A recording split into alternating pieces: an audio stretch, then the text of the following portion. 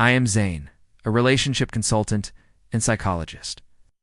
And if you have ever pulled away from love that felt real, then hated yourself for it, you are not alone. Survivors of narcissistic abuse often struggle with emotional intimacy, not because they are cold, but because trust no longer feels safe. When you have been taught that love is conditional, inconsistent, or weaponized, closeness does not feel nourishing.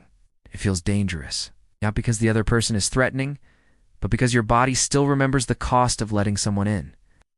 You do not just fear rejection, you fear what comes after: manipulation, silence, punishment, dressed up as affection.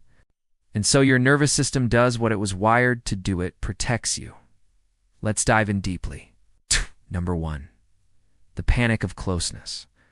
What most people do not see is the silent panic that rises when someone gets too close. The compliments that make you flinch. The comfort that feels suspicious. You want connection, but your body is already bracing. You wait for your turn. For the criticism. For the punishment. In the past, affection came with a cost. It meant control, or shame, or silence. And so now, even healthy intimacy feels confusing. It feels like walking into a room with the lights off, hoping nothing sharp is waiting in the dark. You are not rejecting love, you are navigating trauma. You are scanning for patterns. You are trying to survive what once hurt you, even if this time the threat is not real. Number 2. Intimacy as performance. You might find yourself over-explaining or undersharing. You shut down when things get calm, because calm once meant the storm was coming. Second-guess kindness. You test people, not to hurt them, but to see if they will leave when you stop performing. You apologize too much, or not at all. Vulnerability feels like a trap you once barely escaped. You might confuse intimacy with performance, thinking love must be earned through compliance or silence.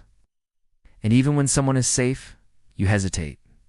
Not because you do not care, but because caring has always come with consequences. Number 3.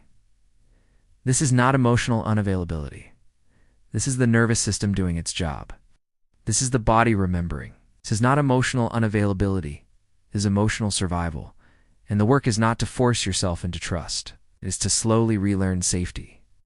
To move at the speed of your own nervous system. To build intimacy with yourself first. With your own truth, with your own body. Because when you can sit with yourself without fear, you stop needing to armor up in every relationship. You stop needing to explain why you flinch. You stop punishing yourself for having needs. You start listening not just to others, but to yourself. And that, slowly, becomes the beginning of connection. Number 4. Safety makes space for love. You begin to soften. It's not because someone else is safe, but because you are finally safe with yourself. And from that place, real love is possible. Not perfect, not painless, but real. It becomes a space where you are not performing, where you are not auditioning, where you can be held without shrinking, and that kind of love. It does not erase the past, but it gives you somewhere new to rest. Have you ever pushed love away, even when you wanted it? How did you begin to trust again?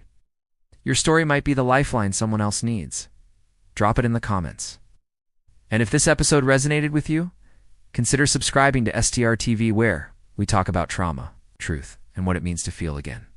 Next episode, we will talk about emotional flashbacks, how they hijack calm moments and trick your body into old fear patterns.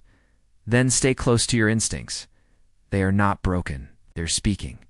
Your hesitation is not failure. It is memory. And memory can heal. Subscribe to STR TV to keep these conversations alive and to keep showing up for the quiet parts of yourself that still need care.